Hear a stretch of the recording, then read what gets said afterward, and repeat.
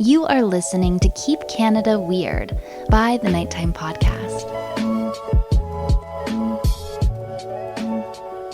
Handsome Air and Airport.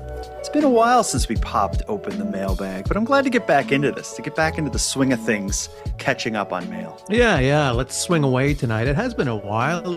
Voicemails are actually my favorite part of the show that we do each week. So to have an episode where we focus only on voicemails couldn't make me happier. Recently, we made the commitment or the New Year's resolution to do 2 episodes a week. So that's going to allow us, I think, to pop open the mailbag much more often. I'm looking forward to it. I'm glad. One thing, though, I want to say is, although we're doing 2 episodes a week, I don't want to overburden ourselves with the need to be coming up with 2 special drinks a week.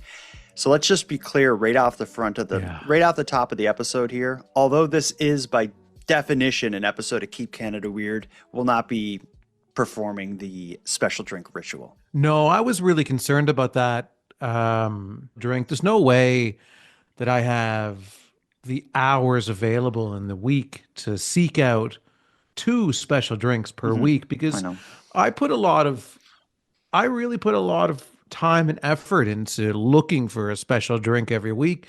I go to the convenience stores, the grocery stores. It's a lot. Oh, it's difficult to source them. I've been fortunate where I have access to the nighttime P.O. box, so some generous listeners have sent me special drinks. But I know it's something you've carried on your back quite heavily, going from spot to spot. And to source 2 of those a week, it would be unmanageable. We're not going to do it. This is crazy. I got a tea. What do you got?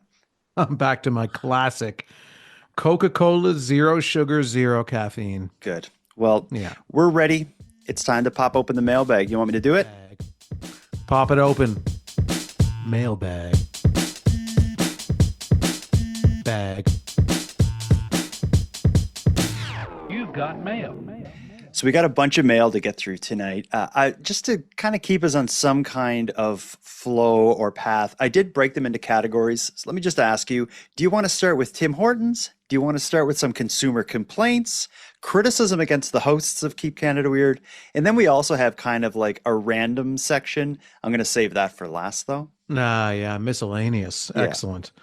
You know what? I want to start the show with the hate. Let's go. Okay. Let's start with Sharon from Calgary. She is a listener of Keep Canada Weird who thinks we should get out more often. And I think if you'll remember, just to set this up, several episodes ago, I think I've done this more than once, is mixed up Alberta and British Columbia. I think I referred to the Premier of Alberta, Danielle Smith, as the Premier of British Columbia. Upset a lot of people, Sharon especially so. Here it comes. Hello, boys. This is Sharon from Alberta, and I'm just telling you that that was pretty brutal to listen to, Jordan. Like, it was sad how many times you thought Alberta was in BC. That's not the first time that, Jordan, that you've done things like that. Like, let me tell you how to say Saskatchewan. Pretty simple. Osoyoos. Again, pretty simple. And it makes me wonder if you boys have ever been to Western Canada. Considering you are interested in how weird Canada is, I think that maybe a road trip to Western Canada and beyond is probably a good idea. And also, Calgary, which is where I live, doesn't have a Robin's donut. And I haven't seen one in, I agree, probably 30 years. And way before I'd listened to this podcast, I stopped buying my coffee at Tim Hortons. I buy my coffee at McDonald's, but I would love to have some donuts. So if you get a chance to talk to Robins, please tell them Western Canada will embrace you. Thank you. Have a good night. Keep being weird. There's a fine line between keeping Canada weird and we being weird. So I think there was a bit of a slap across the face at the end. Keep being weird. Yeah. There's a lot to address in that voicemail. Yeah. She really covered a lot, but it seems that if she wants to fund our trip, then I'd be willing to go and a road go trip? to a road trip to the to the other side of Canada, and we could, on her dime, go to every single town and every single city and every single area and learn how to pronounce Mhm. every town and city that we're in Western Canada. I don't know. I wouldn't, even if she paid for it, I wouldn't want to drive to Western Canada. How long would it take to drive to where she was at? Was Calgary, Manitoba? Like, how far of a ride would that even be from here? Well, if she's going to fund this trip, it's going to have to be first class airfare to every town, and It's not a road trip if we're flying. we can see the roads from the plane. Like a low flight. Yeah, Uh, you're thinking way too literal that's about true. what a road trip is. I think she just thinks we should experience Western Canada. I did as a kid. I spent a summer in Vancouver, and I was actually in a television show. It was on YTV called The Odyssey. Starring alongside me was Ryan Reynolds, who went on to bigger and brighter things than I did. Hmm. And when I say starring alongside me, I was actually an extra, which means that I was, in the background of a scene of The Odyssey. Yeah, I've been extras in some Canadian projects myself, so I know the feeling. Yeah, but with her voicemail there's a few things I want to bring up. First of all, my geography sucks. Our pronunciation of cities is difficult when we're talking about places we don't know. We get it. I think what I was most offended by of it all, though, she made a point to not give us credit for turning her off on Tim Hortons. She said, even before I started listening to your podcast, I stopped going to Tim Hortons. Hmm. She wants us to use our influence to influence Robin's Donuts to open up in Western Canada, yet she will not acknowledge that we influenced her in any capacity. Yeah, I have no doubt in my mind the reason she doesn't go to Tim Hortons is because of the great things we said. At least the reason that she's announcing that she doesn't drink Tim Hortons is because of us. Maybe she wasn't drinking Tim Hortons before she listened to the podcast, but she didn't tell anybody Hmm. because she was embarrassed or ashamed It's that a cultural she thing. Yeah. didn't like the cultural beverage of coffee from Tim Hortons. But then we were able to open a door of opportunity for her to be proud of her McDonald's coffee drinking and to want Robin's. Yeah, you're welcome. That's what I say to Yeah, her. enjoy. Let's move on. Let's go to a listener named Maud, who's coming all the way from Norway. And she is not a critic of what we do, but she's not sure exactly what's going on with the critics. Is it joke? Are they joking? Is it serious?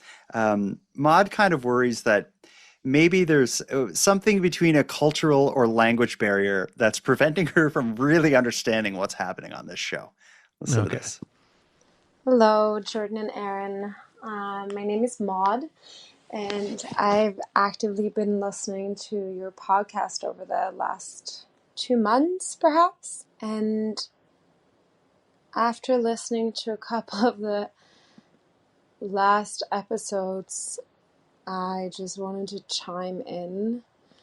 I don't know if it's because I'm Norwegian, but it's almost reaching a point where it's getting a bit meta because I don't fully understand if people who are sending in voice notes critiquing Aaron are just not understanding what to me seems to be very obvious humor with a lot of nuance.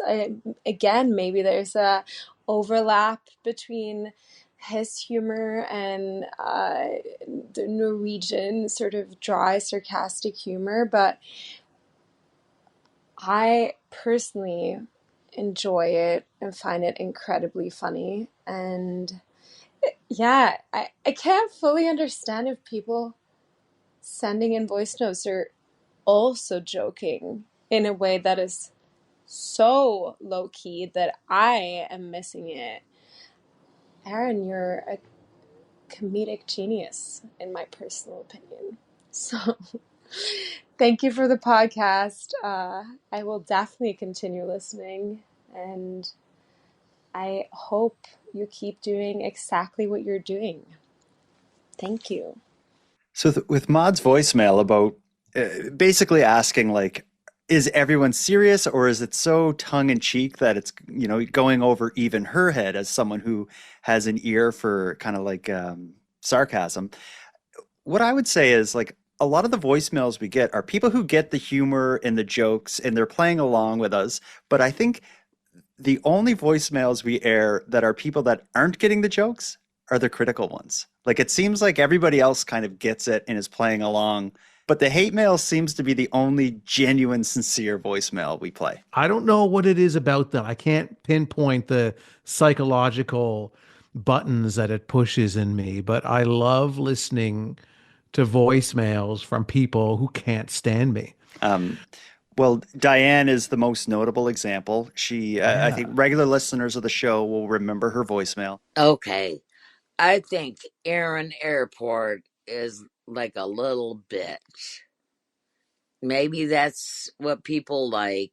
They like to have a little bitch in the background. You want to learn a bit more about Diane? I would love to know more about Diane. I haven't heard anything about her since she left the email that time. Yeah, she kind of Uh, stopped sending voicemails and instead emailed, and basically there was like a truce at the end. But we can learn a bit more about Diane based on a listener named Joan.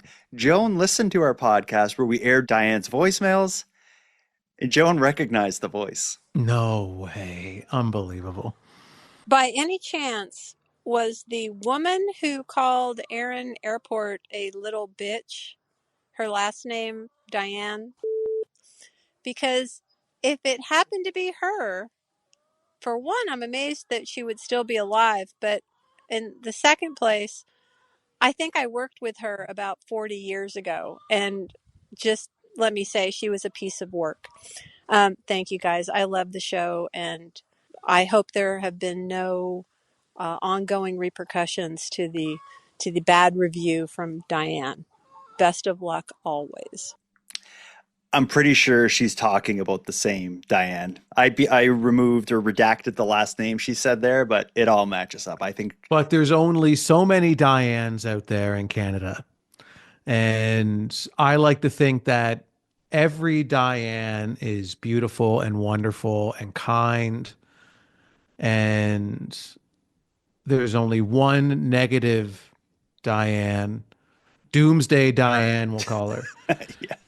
And and that's Diane bleeped out last name. And she, yeah, that's definitely her because there can only be one. And now we know that Diane had a job 40 years ago. Did she get fired the next day? You know, did she get fired 39 years ago? We don't know. But 40 years ago, we do know she had a job. Let's move on to another topic. We've addressed the voicemails pertaining to criticism and haters. Let's move on to Canadian consumer complaints.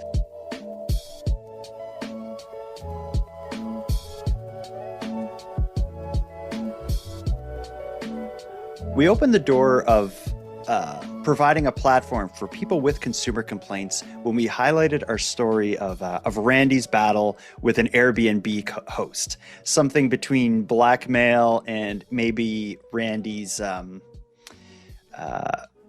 aggressive reduction of stars as a result of lukewarm water.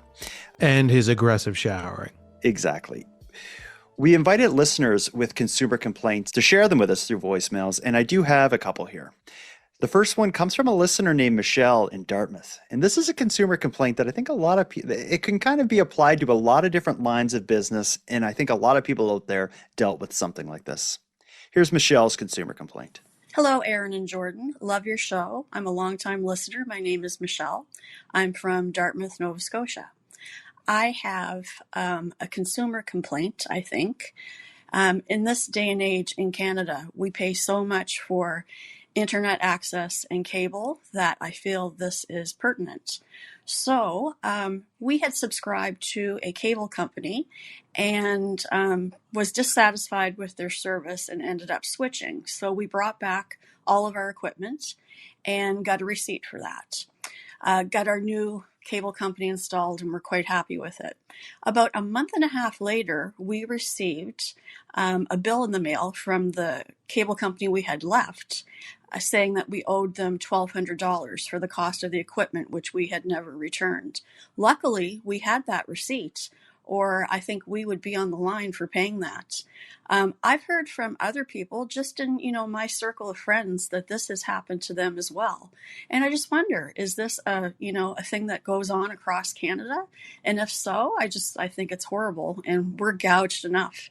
When you look at other comparable countries in what we pay for cable and internet. And internet should be something that is free, I think, anyway. Everybody needs internet to survive these days. Anyway, that's my 2 cents. Love your show. Bye-bye. Would that be a consumer complaint for the show? I think if she had have come to us before the decision was made, and she had the receipt and all that, it would have fit more what we were doing on the show with consumer complaints. But regardless, it's still a great story, and one that we got a lot to say about, I'm sure. When you, like, if you're sending something back or returning something or doing anything with any kind of business, I often think it's important to know that most people working for a company don't know what they're doing. So you kind of got to double check and cross your T's, dot your I's, and keep a record of things like that. So what happened in her case, she mailed whatever, the router or the modem or something back to the company. They claimed, at least initially, that they hadn't received it and they were trying to bill her the difference. Luckily, she had her receipt and was able to prove it. I think like keeping receipts and things, I think that's important nowadays, because again, people will sound confident on the phone or when you walk in the shop, but that doesn't mean they know what they're doing. I have a big problem with kind of the quality of service you get with businesses this day and age. I say that everything now is customer service is gone, and it's basically a self-serve world. You got to do everything yourself or it's not going to get done right. Yeah, I've returned a number of, modems and routers and whatever, having had switch cable and television providers over the years many times. And I would, if I had the opportunity to have a low store location near me, I would bring the equipment directly to the store, and then they give you a receipt Mm-hmm. that they hand to you. And I've had several of the employees say, do not lose that receipt, because even though you returned it, there's oftentimes a disconnect from when you return it to it's supposed to going off your bill, and then it ends up getting charged for the equipment, blah, blah, blah. So I've been warned several different times from several different employees from several different companies that happens all the time. Mm-hmm. When you return the equipment and you still get charged Yeah, for it's that like equipment. it's like the folks working there who know what they're doing. No, you don't want to lose that, because they know there's a Yeah. ton of people who work with them that have no idea what they're doing. And they're like, one of them. Yeah. And I take a picture of it with my phone too. I get the receipt, I snap a picture of it with my phone, and then I put that receipt somewhere Yeah, safe. yeah. What about she presented the idea, the notion that she believed that internet should be free.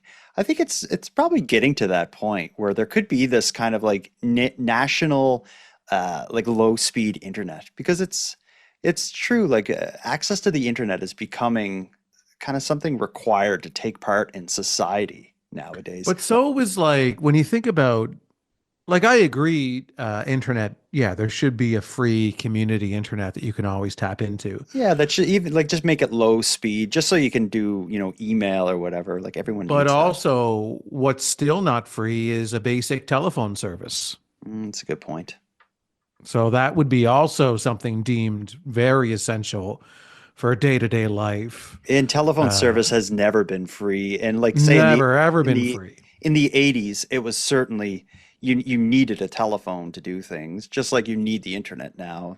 So Well, yeah. you still do need a telephone. Like if you're someone who's looking for a job and you don't have a phone, you don't have internet access, like that becomes impossible to find work. hmm Or to So, I mean, to have be able to access a free telephone number, and maybe with free internet access, you would be able to then have some kind of a internet telephone number that you could then use. Yeah, I think the way the government would address that, if you challenge the government, like, why don't we all have access to the internet, they would say something like public libraries allow internet access, so you can, we fund those sorts of places for you to go and use the internet. But it would be kind of cool if across the country there was like a low speed internet you could use for so Well, everyone why could don't access. you offer up your Wi-Fi for anyone who wants to pull into your driveway? No, I've actually chosen a different issue that I want to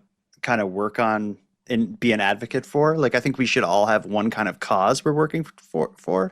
Mine is like And the free internet is not the cause that That's you. not what I've chose. I think that's our listener Mhm. Michelle is taking that on. What I want to put an end to is gift cards. I hate them. And I hate this idea that giving cash as a gift for a birthday or Christmas is like this trashy thing.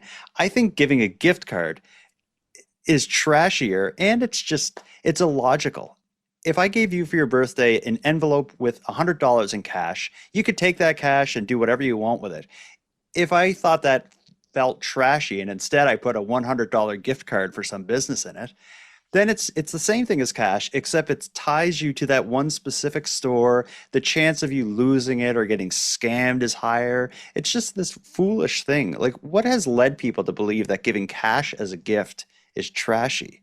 And instead, we're using gift cards. I don't understand the appeal of gift cards, and I want it to Well, stop. I will defend the gift card to a degree Okay. if it's to a store that somebody shops at all the time.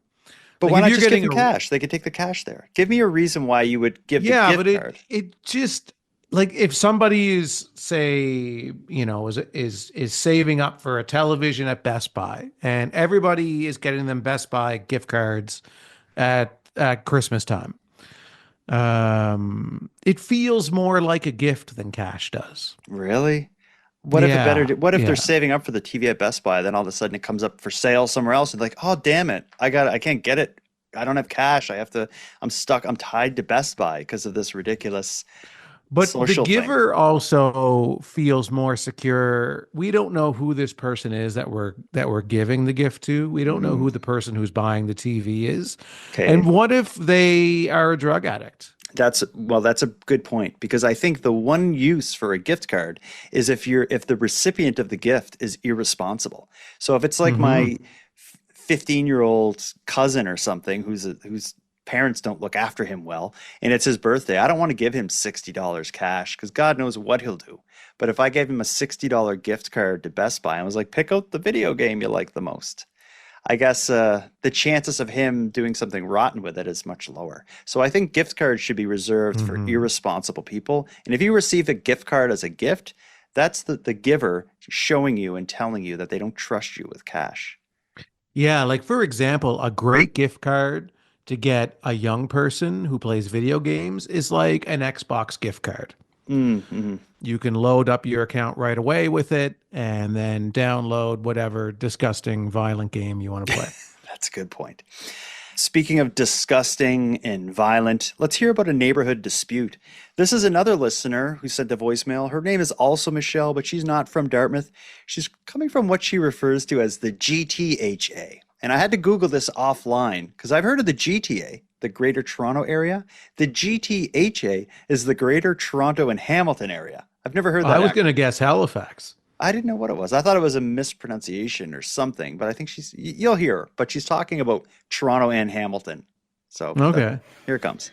Hi, Jordan and handsome Aaron Airport. My name's Michelle, and I am longtime listener, and I am from the GTHA in Ontario. But I have a weird story, and it hasn't hit the news or anything like that, but it's definitely within our neighborhood. And one of our back neighbors, she's known to be a little bit cranky, not too many fans of her in our neighborhood, but she's actually suing her next door neighbor for placing their barbecue cover over draping it over their shared fence, and it just slightly goes over their fence while they cook, and then they remove it and put it back over. And anyways, that's everyone on our street's talking about how ridiculous this is, and I want to know your opinions on this. Is this something that would bother you per se? Because it wouldn't bother me. If either of our neighbors did this to us, it would not bother me. But would it bother either of you if your neighbors draped their barbecue cover over your shared fence temporarily some evenings of the week, not every night, while they barbecued? Love the show. Thanks, guys. You go first. Would that bother you if your neighbor draped their barbecue cover over your shared fence? This is really hard to comment on without seeing a picture of it. Of the cover or I the would fence? really, yeah, I would just really need to see a picture of the offense, Okay. of Well, the, let's just imagine worst case scenario. It's the rattiest, most disgusting barbecue cover.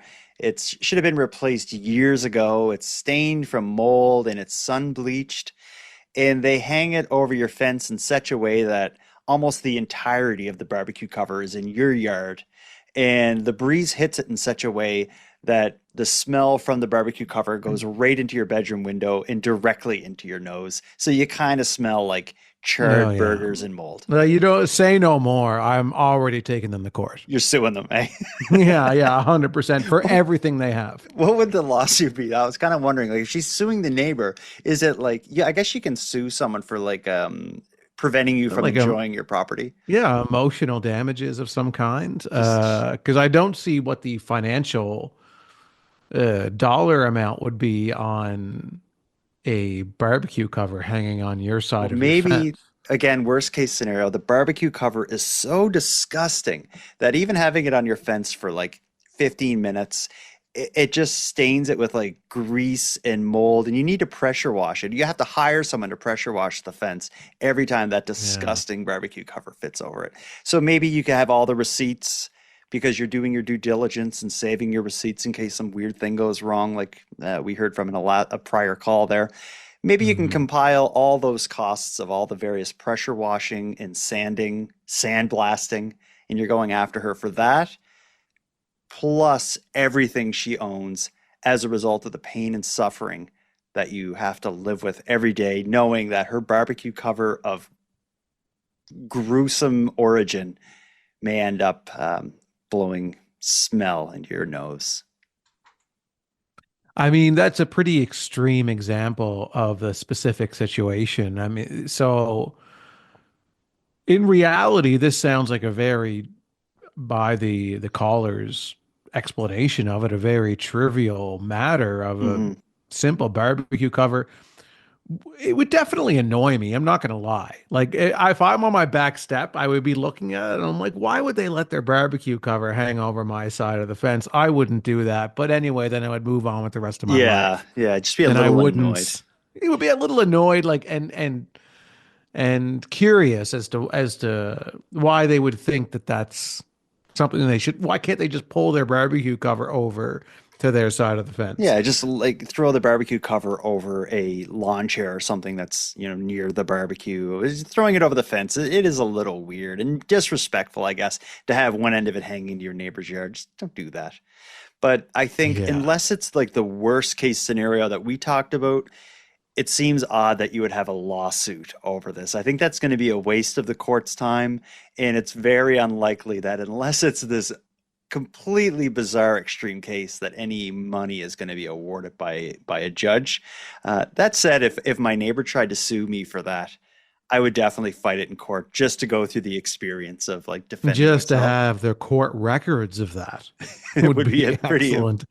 Yeah, amusing. that somebody that, taxpayer dollars had to be used to make it to come to a decision over Mhm. a barbecue cover hanging on a fence. And you could present like witnesses who would, testify to the cleanliness of your barbecue cover and how quick you are to take it off, and Yeah. the difficulty of hanging it without one end of it hanging over their yard. You could bring in the barbecue cover as evidence. That would be an interesting case. Yeah, you could set up a mock fence in the courtroom with the judge on one side of the fence and then you on the other. And it's just like, this is what it's like when I hang it up. And, how obtrusive is that? It's, I would love it if there was a jury involved too, that it got so complicated that like they had to use a jury to decide. It's a shame that stuff like this doesn't get big attention by the media. She said herself, like, this hasn't hit the news yet. I doubt this is going to hit the news, and that's a shame. It is a shame because the entire country would have a strong opinion about this case and would be very interested in the results. The nation gets caught up in like murder cases, like the OJ trial or something. I think we'd get just as invested in the barbecue cover fence trial. If marketed correctly, yes, absolutely, we would. And if it drags on long enough in court, that's what's key to this case, is it has to waste as much time as humanly possible. Yeah. Speaking of things being marketed correctly or incorrectly, let's hear our duo of voicemails that in one way or another pertain to Tim Hortons, a topic we discuss often, although we haven't lately on the show. No, we've been busy with tires. Yeah, it's true. Let's correct it. Here's Bob in Newfoundland. He's sending us a voicemail after hearing something unexpected on our recent episode in which we reviewed the Tim Hortons movie, The Last Timbit. The Tim Hortons musical, The Last Timbit. Here's Bob's voicemail. Hi, it's Bob in Newfoundland. I'm calling about. Well, first of all, I'm starting your most current show, The Last Timbit. You spent much of your time, or much time,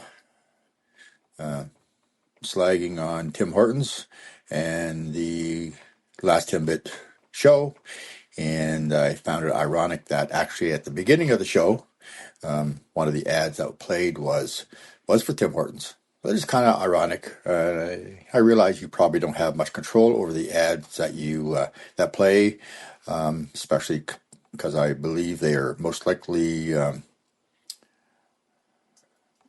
location directed or directed at the particular listener's location. As you know, no point in listening someone in Australia listening to a Tim Hortons ad. But nonetheless, I just thought I'd let you know that, even though you spend much time slagging on poor Tim Hortons, that they're taking the upper road and still advertising. Thanks. Bye for now. The show's great, by the way. The show's great. I do listen to every episode, and yeah, keep it weird. Bye for now. Not the first time I heard people mentioning hearing a Tim Hortons ad on the show. Kind of funny, but I think he hits the nail on the head there by saying it's probably something that's like regional, because he's right. We don't know the majority, 90% of the ads that play on the show. I have no idea, unless it's like my voice reading the ad. I don't know about it.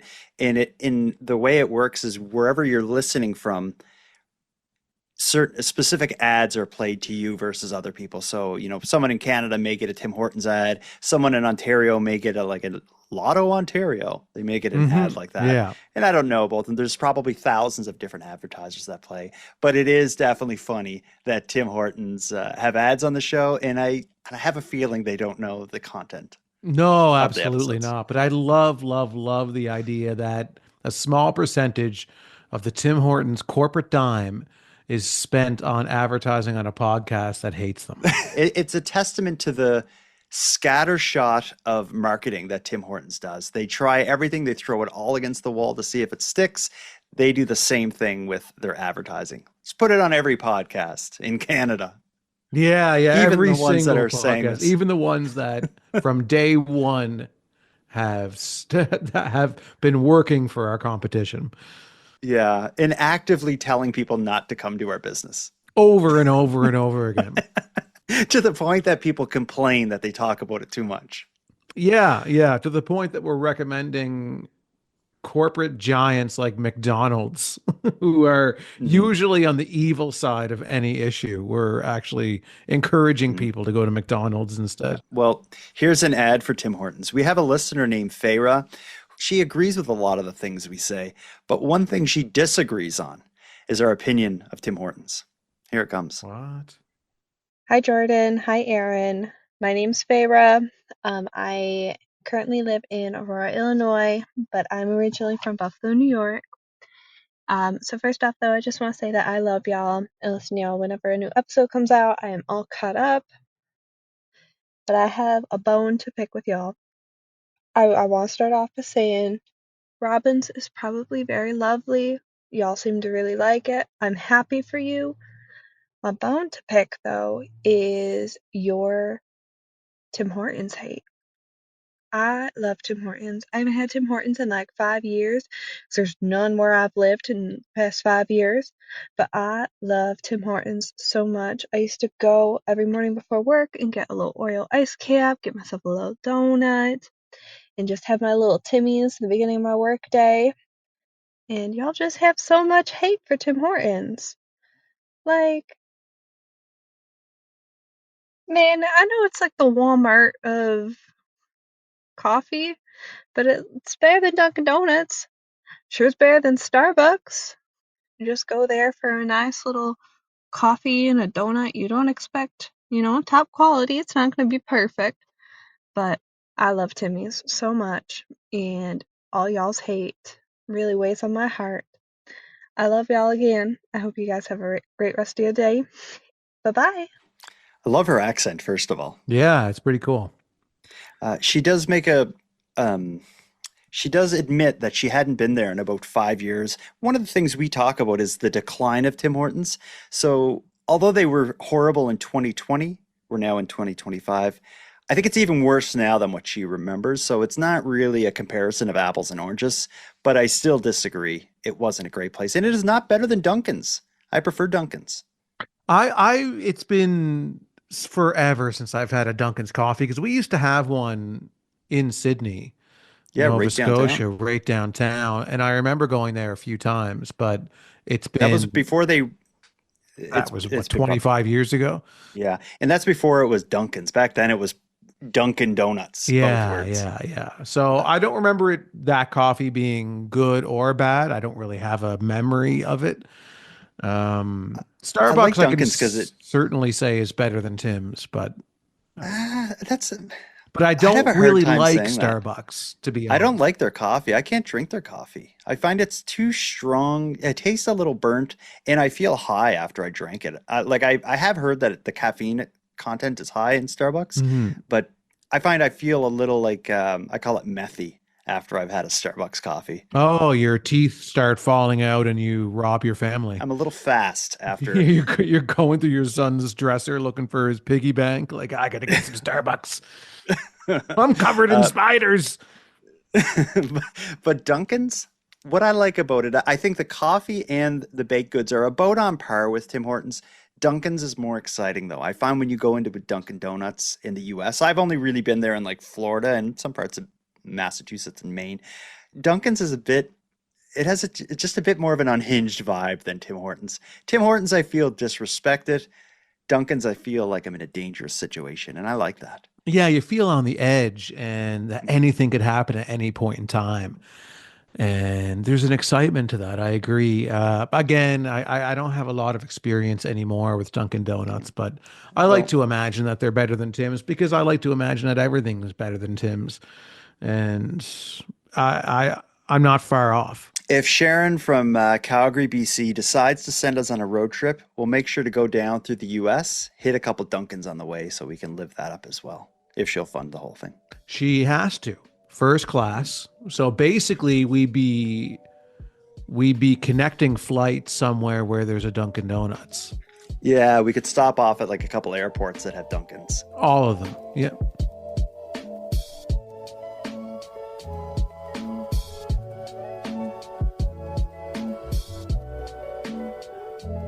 Let's move on to the miscellaneous section. We have two voicemails. One of them is like a drunk dial. Like there's a time where you shouldn't have access to your phone. Yeah, there's definitely times where, yeah, you shouldn't be allowed to communicate with anybody. I think we may have one of those voicemails. I'll save that for the end. First, let's catch up with a familiar voice, a voice we haven't heard in a while. Right away, you're going to know who it is, but he wants to weigh in on our nicknames. Specifically, he wants to congratulate you for coming up with Bus Stop Bonaparte. Here's a voice from your past. Oh, okay. Hello, Jordan Bus Stop Bonaparte and handsome Aaron Airport. This is Norm from Vegas. I'd like to comment on the Jordan Bus Stop Bonaparte nickname. And I have to praise and congratulate Aaron on such a great nickname. Aaron is handsome Aaron Airport. And the juxtaposition of the airport with the bus stop is telling. Airports are generally pretty classy, and they're how you travel if you have, a decent amount of money or the resources to do so. Where bus stops are generally dirty, dingy, and full of suspicious people. So I think that put Jordan in his place.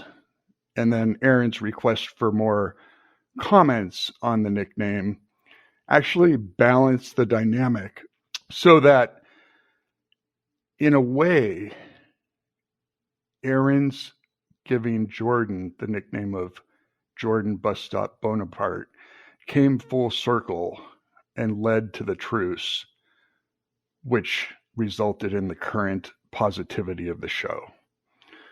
So I just wanted to commend you guys on that. Hope you guys are doing well. Bye. His voicemail does a great job of kind of compiling and condensing the timeline of the nickname leading into criticism against you and I, leading then into a listener saying, I want the show to be more positive, which leads to our current situation now where we're positive on this show. And maybe it did all start with Bus Stop Bonaparte.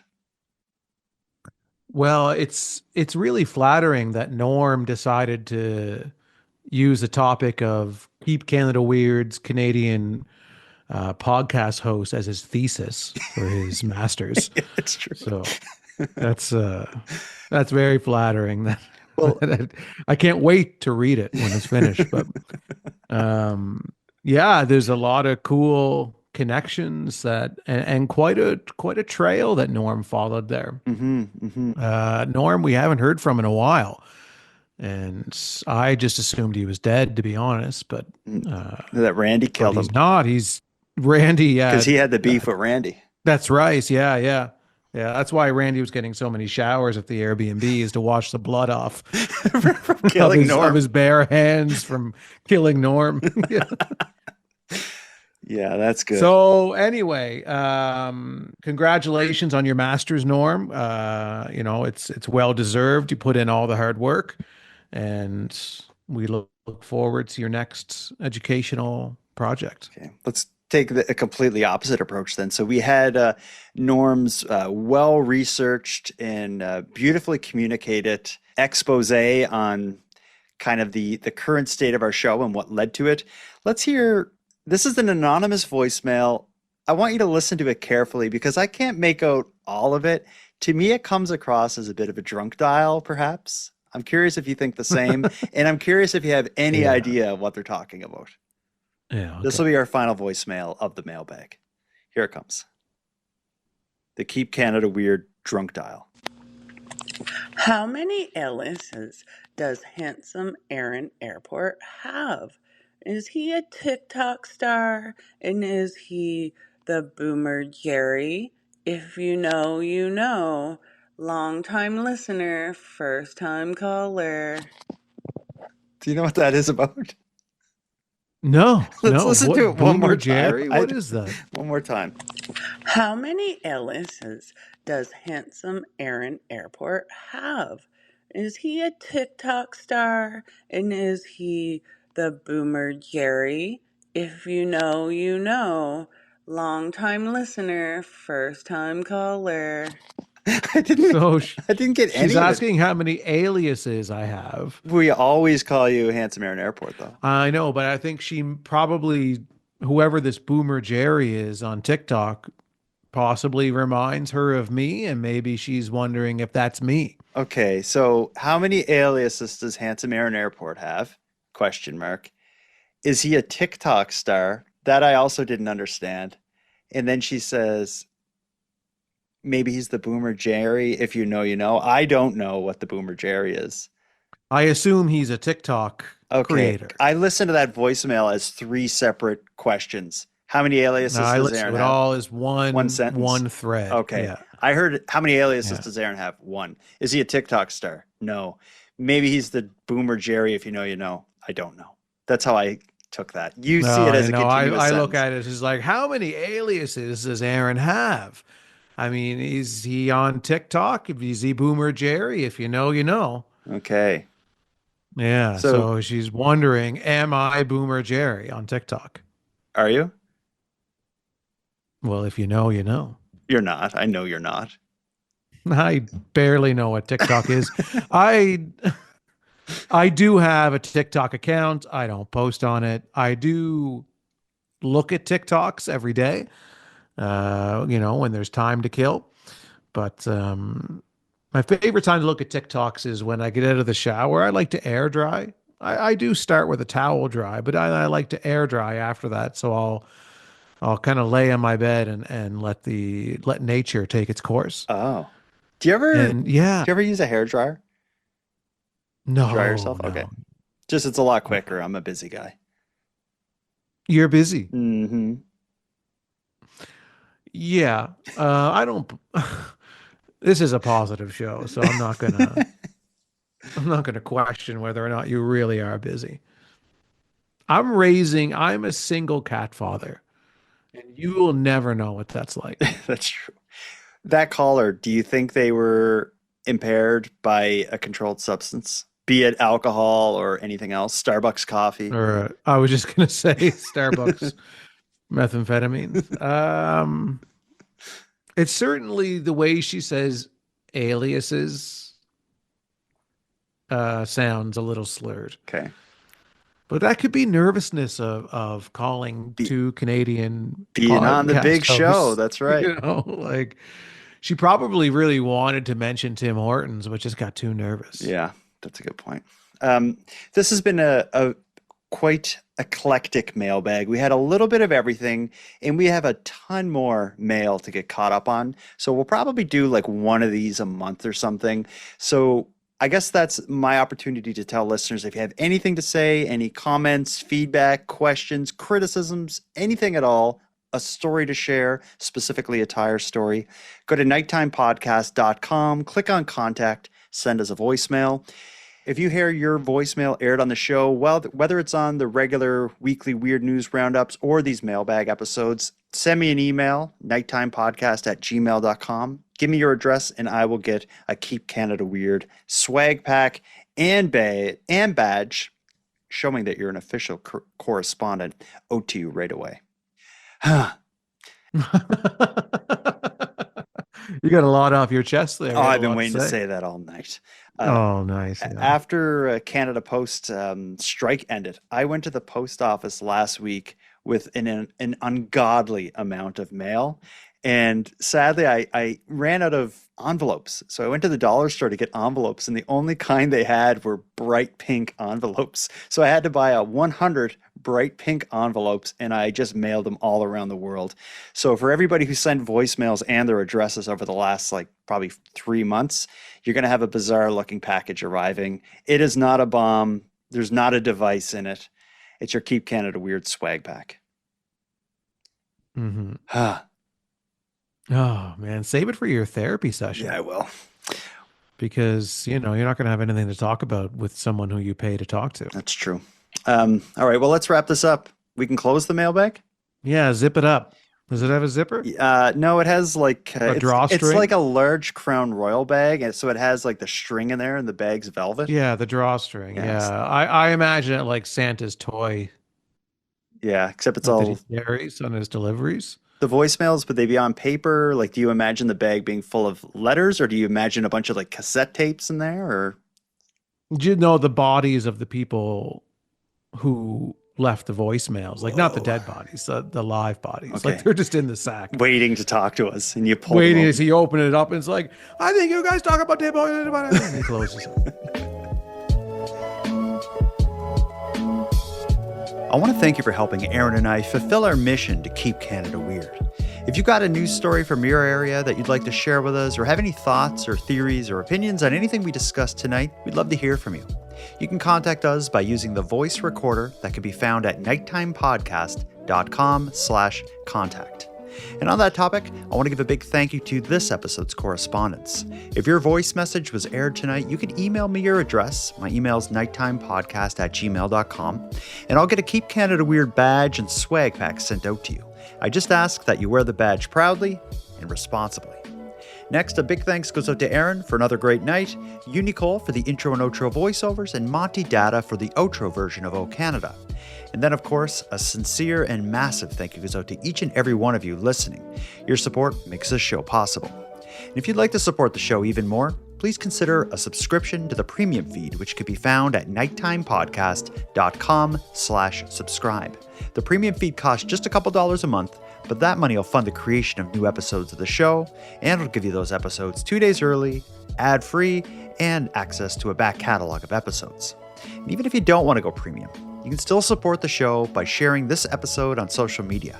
That helps a lot too, and it's free. Your support is very much appreciated. So with all that said, until next time, take care of each other, hug your loved ones tight, and together, let's keep Canada weird. Keep Canada Weird is written, hosted, and produced by the Nighttime Podcast.